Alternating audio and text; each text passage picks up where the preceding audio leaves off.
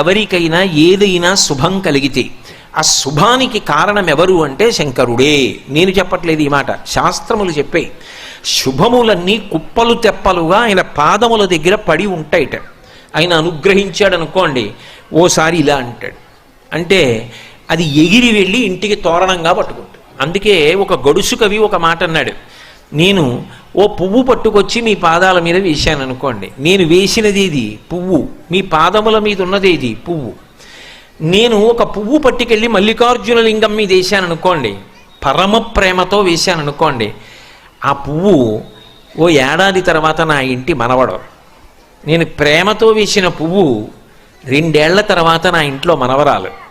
నేను ప్రేమతో వేసిన పువ్వు నేను కట్టుకునే ఒక ఇల్లు.